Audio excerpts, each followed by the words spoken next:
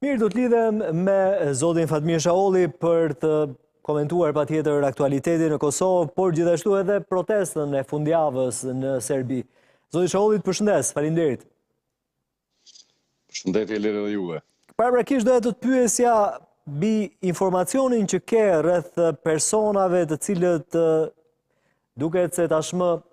janë të njohur për median, me emër edhe mbi emër, edhe janë të përfshirë në një mënyrë apo në një tjetër në sulmin e 24 shtatorit në Banjs. Cilët janë ata, sipas informacionit tënd?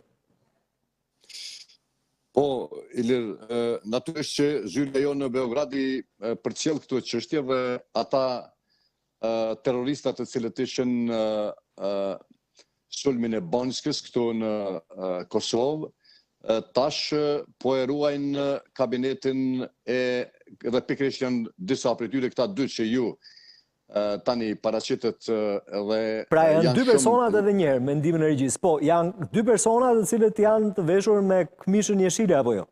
Dhe me bluzë të bardhë nga brenda. Po, këta janë shumë lehtë identifikueshëm se të gjithë ta bajnë kësi mjekra. Po, këta janë ata që i përmendët ju. Vulleti që dhe ky tjetri të gjithë këta janë domethënë të akuzuar për rastin e Banjskës. Unë kam pas rastin që në verit vendit tonë, përkatësisht në verit Mitrovicës,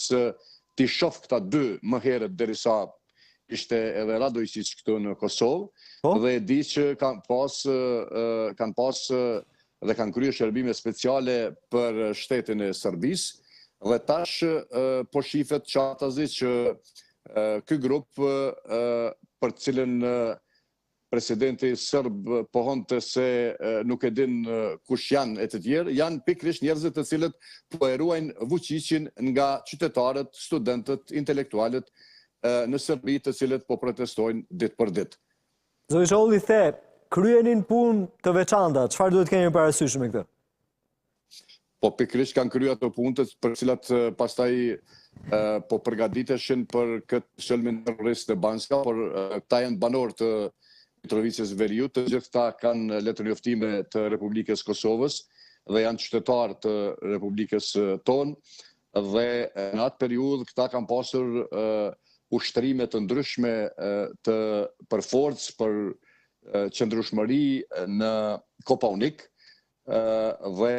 pastaj kanë ardhur në veri të vendit tonë për t'i friksuar serbët të cilët ishin kundër kundër listës serbe dhe kundër funksionit të kësaj organizate politike këtu, dhe siç e dim kanë ndodhur dy vrasje të dy kandidatëve të cilët ishin kandidat për kryetar të Mitrovicës Veriut, një Janićević është vrarë në vitin 2014 dhe pastaj në vitin 2018 është vrarë Oliver Ivanović, dhe pikërisht brumi i gjithë kësaj çështje janë pikërisht ta djem të rinj të cilët janë të trajnuar nga organet e sigurisë sekrete të Serbisë në vende të ndryshme të Serbisë, dhe tash edhe me fotografi po shifet se po e ruajnë Vučićin dhe vllaun e tij nga ky masovizim i qytetarëve të Serbisë, të cilët dita ditës vetëm po masivizohen më shumë, dhe për t'i friksuar me këtë pamje të tyre, Vučić dëshiron që t'ju dërgoj mesazh këtyre njerëzve që këta janë paramilitar, këta janë terrorista, domethënë nuk i takojnë as zyrtarisht organeve të policisë së Serbisë, po është një forcë paramilitare, terroriste, e cila është e dedikuar vetëm për kryerin e shërbimeve speciale e që mund të jetë edhe vrasje. E kuptova. Zoti Shaolli, me qenë se jemi tek Vučić, doja do të pyesja për protestën e fundjavës. A solli ajo diçka të re në Beograd? Ashtu siç kemi biseduar edhe me juve, Ilir, këto do të vazhdojnë. Vetëm mbrëm janë arrestuar 44 apo 44 qytetarë në Republikën e Serbisë, student, profesor, qytetar, dhe kanë filluar të themi arrestime masive të këtyre njerëzve. Besoj dhe shpresoj që Vučić duhet të një ditë me siguri që do të themi, do të përgjigjet para drejtësisë për këto që ka është duke bërë, edhe jam shumë i sigurt, bile stashëm edhe maj sigurt që shpëtim nuk ka nga kjo që po ndodhë në Serbi, por mund kemi vetëm vonim se shpëtim ky regjim i Vučićit nuk mund të ketë nga ky masovizimi jashtëzakonshëm i studentëve, të cilët edhe mbrëm, edhe sot, derisa po flasim, ne kanë vendosur barikada në për shumë qytete, barikada kur themi, janë ato, domethënë të mbeturinave, të gurëve të ndryshëm të cilët i vendosin në për rrugë dhe duke kërkuar zgjedhje. Zoti Zholli, më bën përshtypje diçka. Si ka mundësi që aktivistët edhe studentët vazhdojnë që të kërkojnë zgjedhje të reja, zgjedhje të parakoshme, kur tashmë të gjithë dim që Aleksandar Vučić i manipulon ato? Si duket, ky themi forum i studentëve dhe kjo lëvizje jashtëzakonshme ka nga Bashkimi Evropian ka garancione të fuqishme që më nuk do të lejohet ajo që ka u lejuar më herët, sepse edhe te ju pa ta thonë që për mua ka qenë pak e pakuptimshme kjo ledhatimi i Vučićit për një periudhë gjatë nga vendet perëndimore, të cilat edhe pse e dinin që ky po i manipulon zgjedhjet, disi e te kalonin shumë lehtë. Por e them me bindje të thellë, sepse jam komunikim shumë detajzuar me krerët e atyre të cilët janë brumi i këtyre protestave, dhe bile ka edhe Serbë të cilët kanë lind Prishtinë, me të cilët dikur kena punuar së bashku, të cilët janë në kreun e barikadave të kundër Vučićit dhe jemi në komunikim dhe jam shumë i bindun që nuk ka shpëtim për Vučićin, pavarësisht çështjeve të tij, e cila po mundohet që ta përdor policin pak më shumë, por ka gjasa reale që këto ditë mund të dëgjojmë që edhe policia do të del në anën e domethënë një pjesë e madhe e policisë do të del në anën e protestuesve, duke parë me të vërtetë këtë masovizim të jashtëzakonshëm. Gjatë bisedimeve tona të shkuara kemi folur edhe për shëndetin e Aleksandar Vučić, madje ju keni aluduar se e ka zgjedhur si alibi për t'u larguar nga vendi. Qëndroni ende asaj që keni thënë më herët? Po te këta manipulatorët dhe te këta njerëzit të cilët sillen kështu kur nuk i pranon Trump dhe pastaj kthehen dhe thonë jemi smur, unë jam i bindur që ky vërtet përveç që është i smur psiqik, sepse njeriu normal nuk sillet kështu ndaj popullit vet, jam kogja i bindur që në bazë të disa dhënave të cilat i kem, që ky e ka një shkallë të kancerit, por deri ku ka arrit nuk e di, dhe jam i bindur që do të provoj, kurse nëse ju kujtohet ish kryeministri i Maqedonisë Veriut Gruevski e pastaj Al-Asad i Sirisë, që ta shpëton lëkurën e vet o te Putini o dikun në Hungari apo në ndonjë vend tjetër, sepse shpëtim në Serbi këtij njeriu nuk i ka mbetur. Por ajo që do të jetë e mirë është që me siguri Serbia, edhe pse njëherë ka shliruar nga sistemi Miloševićit me 5 tetor të vitit 2001, besoj që tash do të dinë qartë që përmes rektorit të Universitetit Beogradit, i cili është në krye të gjithë kësaj çështje, ta dinë dhe të marrin rrugën e perëndimit dhe t'i trajtojmë ne si fqin dhe ata neve si fqin, dhe të arrijmë kompromisin e çështjes që ka të bëjë mes Kosovës dhe Serbisë. Qartë, flasim pak për Kosovën, për zhvillimet më të fundit, zoti Zholli. Një prej tyre është edhe projekti për ndërtimin e 2 urave në Ibër. A ma shpjegon pak si do të funksionoj ky projekt, duke qenë se ura e Ibrit që gjithë e dim është e mbyllur për momentin, madje sa herë që është tentuar të hapet, ka pasur tensione. Do të bëhen 2 ura të tjera ku do të lejohet kalimi i lirshëm dhe do të mbahet e bllokuar e vjetra, si do të funksionoj kjo, se nuk po e kuptoj. Lirë, jo, nuk është e mbyllë në kjo ura, se unë aty kaloj ditë për ditë. Jo, e kuptoj, për komsorët është e hapur, po nuk është për automjetet, po besoj kjo dihet. Ajo që duhet ta themi është që Bashkimi Evropian ja ka tërhequr vrejtën zotit Kurti që mos ndërmerr dhe të përmbahet ndaj këtyre po tash besoj që për një orë do të vendoset gurthemeli i këtyre dy urave. Po, për cilat ju po flitni. Unë besoj që pa aminin e dy komunave e njëra është legjitime dhe legale, dhe tjetra kjo Mitrovica e Veriut ku duhet ta themi që nuk përfaqësohet nga popullata shumicë e cila jeton atje, do të ishte mirë që të mbahen zgjedhjet lokale dhe pastaj të shohim, sepse Kurti e ka formuar një farë bordit përbashkët të dy komunave, ku ka vendos domethënë komunën në Mitrovicës së Jugut dhe asaj veriore, është një bord ku ka edhe Serb, por këta Serb të cilët i ka vendos Kurti nuk i fitojnë as 10 vota në veri të Kosovës, prandaj nuk e kanë legitimitetin popullor dhe Bashkimi Evropian pikërisht këtu i ka thënë zotit Kurti që të përmbahet dhe të tregojmë durim, sepse për këtë çështje natyrisht ajo do të hapet dhe është duke u testuar nga Bashkimi Evropian pikërisht kjo ura tash e 2 ditë dhe e ka informuar qeverinë e Kosovës dhe duhet të pritet që në Bruksel kjo çështje të rregullohet me një bord serioz, me një bord i cili përfaqësohet nga njerëzit të cilët janë të votuar dhe edhe pse jemi në sanksionet Bashkimit Evropian, zoti Kurti me këto veprime të cilat janë populliste dhe unë e di që në popull kjo pritet mirë, kështu që po marrohen dy ura e shef çka po bëhet, por nga ana tjetër jemi shumë të sanksionuar nga Bashkimi Evropian sepse nuk mundemi që të lirohemi nga sanksionet dhe kjo vetëm do të rëndoj edhe më shumë qasjen tonë drejt asaj që domethënë quhet heqje e sanksioneve Bashkimit Evropian. Se si dhe çfarë forme do të ndërmirën këto ditë, shohim, por siç e dini zoti Ilir, ne jemi në një krizë thellë. Sot ishte jubilare here 40 e Parlamentit të Kosovës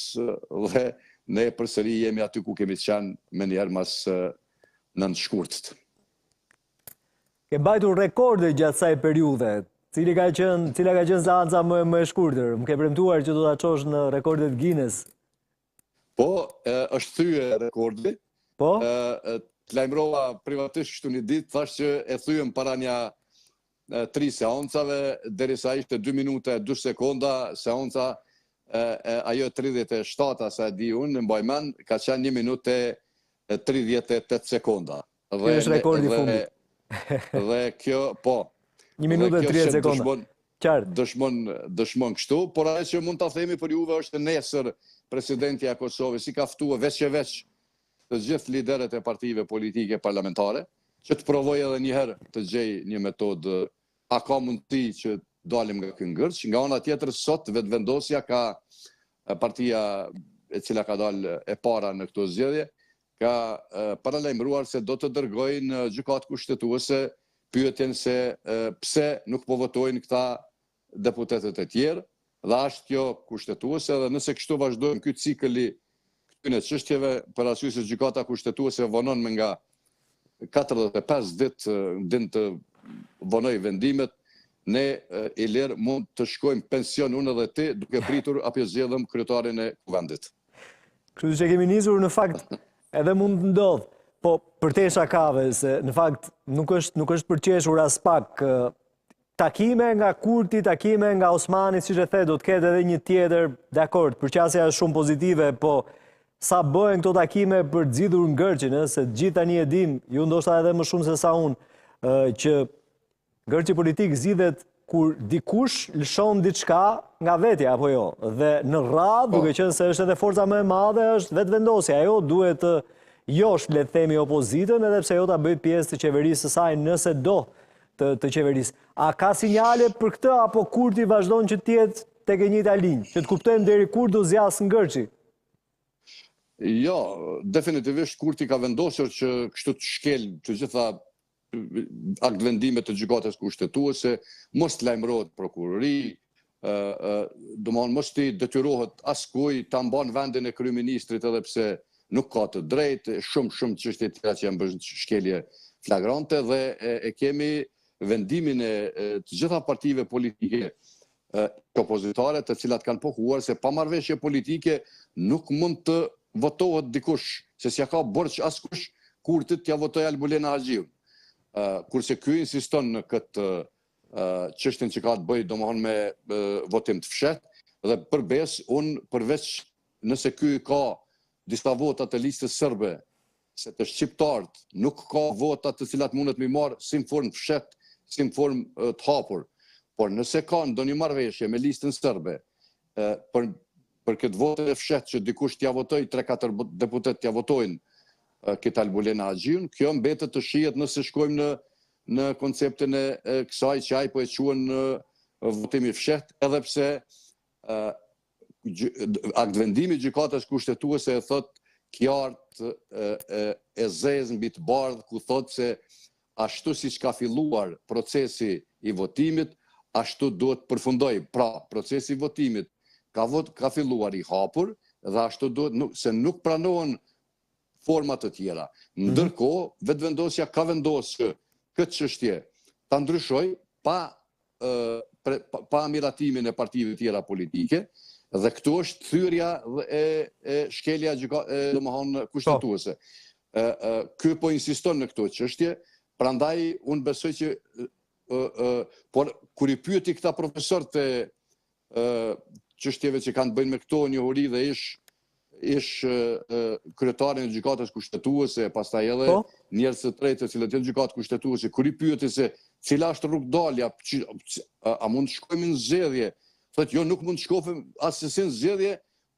pa konstituimin e kuvendit. Bile profesor Hasani tha që nuk mund të pa lind fëmiu, kështu e bëni si metaforë, nuk mund ta dishti se si do të veprohet, do të lind fëmiu dhe pastaj të shohim. Pra e kishte që sipari duhet formohen organet e kuvendit dhe kjo çështje ka mbet domosdoshmë në duart të këtyre deputetëve. Ajo që unë mund t'ja them nga ana jonë është si shoqëri civile, si gazetar, si odë ekonomike e Kosovës, edhe si shoqata të dala nga lufta, jemi në një bashkëbisedim të përhershëm që ta thrasim popullin domosdoshmë në një protestë masive dhe t'ja mbyllëm derën të gjithë këtyre deputetëve që mos mund të hyjnë fare në parlament deri në një moment kur caktohet ose t'i zgjidhin këto çështje ose ata nuk mund të jetë përfaqësues të popullit, sepse kjo formë e këtill vetëm na dërgon në probleme edhe më të mëdha, në sanksione edhe më të mëdha dhe në jo zgjidhje, sepse në detin tetor nëse ne nuk e formojmë kuvendin, njerëzit janë pa të ardhurar personale, sepse buxheti nuk kalon dhe hyjmë në një çështje e cila nuk ka fund në problemet të jashtëzakonshme. Qartë, në qëse jemi të njerëzit, zoti Shaulli, doja të pyesja, në prag të zgjedhjeve lokale, ndoshta mund të bëjmë një analizë, si do të jetë përqasja e tyre? Pra, dua të them, ka një lloj ndinjate për gjithë këtë që po ndodh nga klasa politike në Kosovë? Mund kemi rezultate të përmbysura nga zgjedhjet lokale? Po, Ilir, faleminderit shumë për këtë pyetje dhe që në formë taksative ta them këtë se tash është zhvilluar një anketë për pëlqyeshmërinë ndaj liderëve dhe partive politike dhe për herë të parë ka ndodhur që zoti Kurti mos ketë pëlqyeshmëri në popull. E para është Vjosa Osmani, i dyti është Glau Konjufca, ish kryetari i kuvendit, i treti është Bedri Hamza, ka qenë kandidat i Partisë Demokratike të Kosovës për kryeminist dhe i katërti është Albin Kurti. Kjo flet shumë që ramja e tira në sytë e popullit në pëlqyeshmërinë dhe këtë ka bërë Ubo Consulting, që ka qenë një kompani mjaft qeveritare. Këto ditë ka ky rezultat dhe gjithashtu rezultatet për partitë politike flasin se nëse do të mbashin zgjedhjet këtë diel, atëherë vetëvendosja partia e cila mori 42.3%, tani do të ishte në 37%, që do është një ramje rapide për vetëm 4 muaj për 5%, dhe kështu unë besoj që populli është duke e parë kush është fajtori, por kjo pengmarrje ose të themi më mirë grështet nga ana e Kurtit, mund t'i kushtoj shumë me dalje masive të qytetarëve në protesta, sepse askush nuk mund ta kuptoj arsyeshmërinë e tij pse vepron kështu kur duhet për marrëveshje politike për çështjet kuvendit dhe për çështjet qeverisë nesër, sepse ai nuk i ka fituar më votat ashtu siç i kishte fituar në vitin 2021, tash vet nuk mund ta formojë qeverinë e nuk mund ta zgjedh as kryetarin e parlamentit. Zoti Zholli, e fundit, shkurtimisht, në samitin e mbajtur për NATO-n edhe për buxhetin, Donald Trump ka folur edhe për Kosovën, për dialogun, për procesin Kosovë-Serbi. Paktën në perceptimin tënd, e ka vëmendjen e Shteteve të Bashkuara të Amerikës Kosova me gjithë të periudhë ngërçi politik që po kalon? I lutemi Zotit që Zoti Donald Trump na shpëtoi, sepse ai tha që ne kemi qenë rrezik nga një luftë të cilën ai tha që atëherë ka ndalë. A do ta kemi vëmendjen amerikane, derisa të është kampi Bondstill dhe NATO-ja, e veçanërisht ushtarët amerikanë në Kosovë, natyrisht që Kosova do ta ketë vëmendjen, por do ta ketë vëmendjen